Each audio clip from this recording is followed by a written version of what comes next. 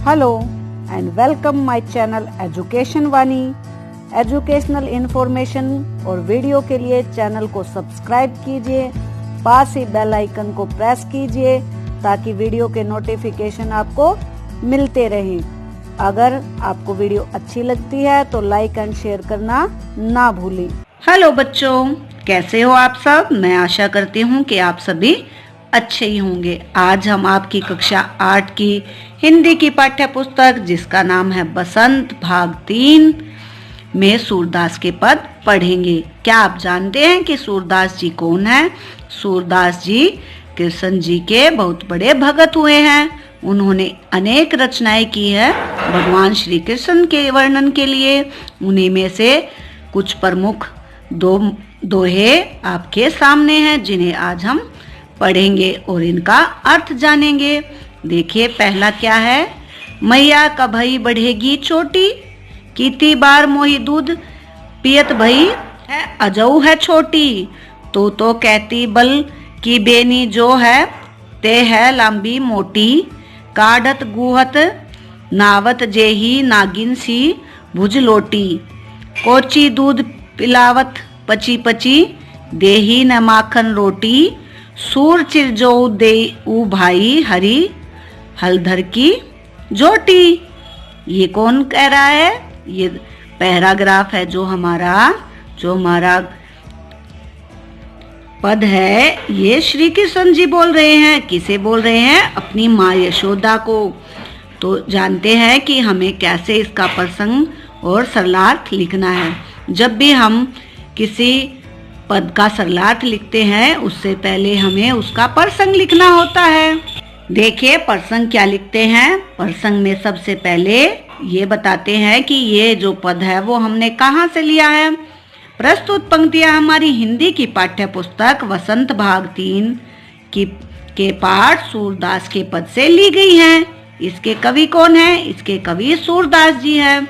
उन्होंने इसमें भगवान श्री कृष्ण के बालपन का वर्णन किया है।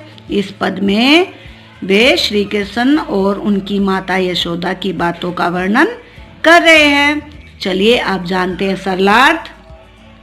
कवि सूरदास जी अपने इस पद में कान्हा जी के बचपन की एक लीला का वर्णन किया है। इनके अनुसार यशोदा माँ कान्हा को दूध पिलाने के लिए कहती हैं कि इससे उनकी छोटी सी चोटी लंबी और मोटी हो जाएगी। कान्हा जी इसी विश्वास में काफी दिनों से दूध पीते रहते हैं।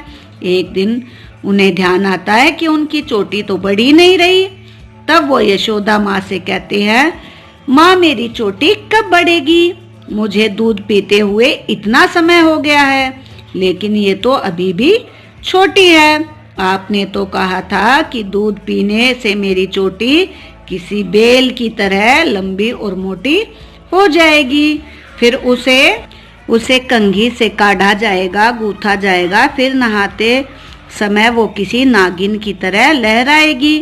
फिर कान्हा अपनी माँ से शिकायत करते हैं कि उन्हें चोटी का लालच देकर उन्होंने कच्चा दूध पिलाया है, जबकि उन्हें तो माखन रोटी पसंद है। अंतिम पंक्ति में कवि सूरदास जी कान्हा जी और बलराम की जोड़ी को मुग्ध होकर उनकी लंबी आयु की कामना करते हैं। आप जानते हैं ना बलराम कौन है? कान्हा जी के भाई बलराम हैं। अगला पद है हमारा। तेरे लाला मोरो माखन खायो, दोपहर दिवस जानी घर सुनो। ढूंढी ढोरो आप ही आयो, खोली किवारी बैठी मंदिर में। दूध दही सब सखिन सखायो। उखल चढ़ी सीके को लीनो, अनभागत भुई में धरकायो। दिन प्रति हानि होती गोरस की, यह टोढ़ो कोने ढंग लायो। सूर श्याम को अटकी न रखे, ते ही पूत अनोखो जायो। इस पद्यांश में कवि सूरदास जी उस घटना का वर्णन कर रहे हैं जिसमें गोपियाँ श्री कृष्ण का माखन चोर कर खाने की शिकायत माँ यशोदा को करती हैं। तो देखिए इसका सरलार्थ। कवि सूरदास जी ने अपना यह पद कान्हा जी की माखन चोरी की लीला को समर्पित किया है।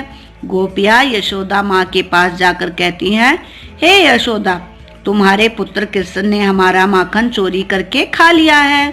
दोपहर में वो घर को सूना देखकर घर में घुस गया और अपने दोस्तों के साथ यानी कि ग्वालों के साथ मिलकर सारा दूध दही खा गया। आगे गोपियाँ कहती हैं, कान्हा जी ने ओखली पर चढ़कर छीके से माखन उतारा और खा पीकर कुछ मक्खन जमीन पर भी फैला दिया। यशोदा अपने ऐसे उत्पाती लड़का पैदा कर दिया है जिसकी वजह से हमें हर रोज दूध दही का नुकसान हो रहा है। आप उसे रोकती क्यों नहीं हो? क्या आपने ही एक अनोखे पुत्र को जन्म दिया है? अब हमारे दोनों पद समाप्त होते हैं। इससे संबंधित लघु प्रश्न और अभ्यास के लिए आप दूसरी वीडियो देखिए। मिलते हैं नेक्स्ट वीडियो में, तब तक अपना ध्यान रखिए। Take care.